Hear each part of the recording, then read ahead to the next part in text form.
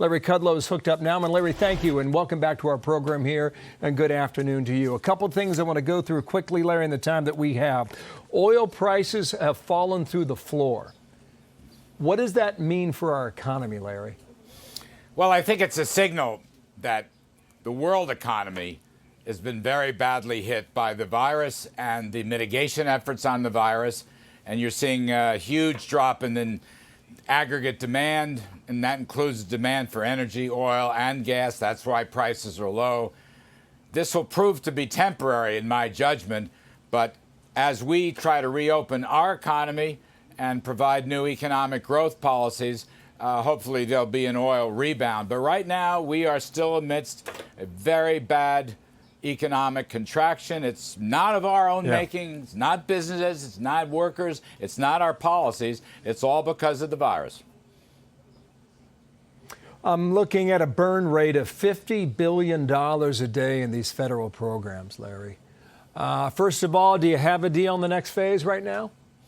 Apparently so, judging from what I read from the leaders, Senator McConnell, Senator Schumer. I think Treasury Secretary Mnuchin and President Trump will be talking about this at the president's news conference in a little while.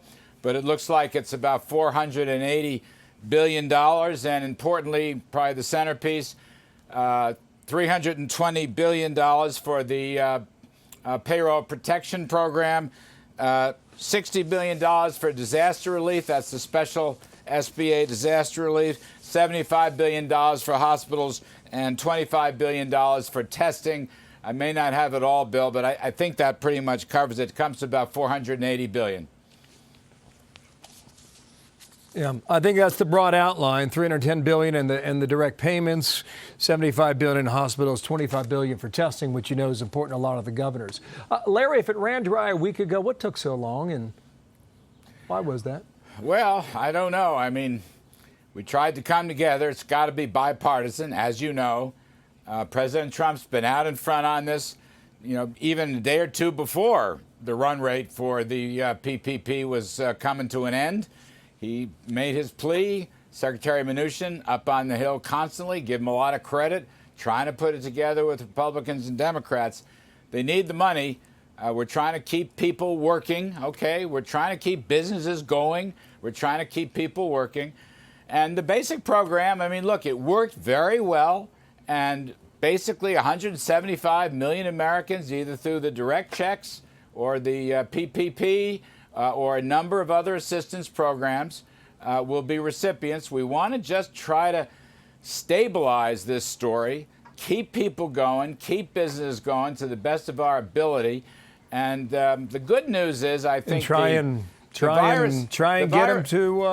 get them. Well, the virus numbers are coming down. You want to try and get them to the other side. I got a minute left. I apologize. I don't mean to be. I don't mean to sound rude. I apologize for that. In the minute I have left, how much of your discussions in the West Wing concern China? If it is true that the reporting out of Wuhan, et cetera, plays out, how will the U.S. government leave a mark on Beijing so it doesn't happen again, Larry? Well, look, I don't want to be overly specific. China must be held accountable. That's the key point that I want to make. There's no question the origin of this virus was in China, and a lack of transparency and a lack of factual information is extremely troublesome. This will be investigated over a period of time, and we will see how it turns out. We still have a trade deal with China, but they will be held accountable. The main thing here right now is let us get through the next few weeks as the virus numbers flatten out and the guidelines go into place for a phased-in reopening of the economy. That will be so, so crucial. Okay. Larry, thank you so much for your time. Larry Kudlow, I know you're very busy. Thanks for being here.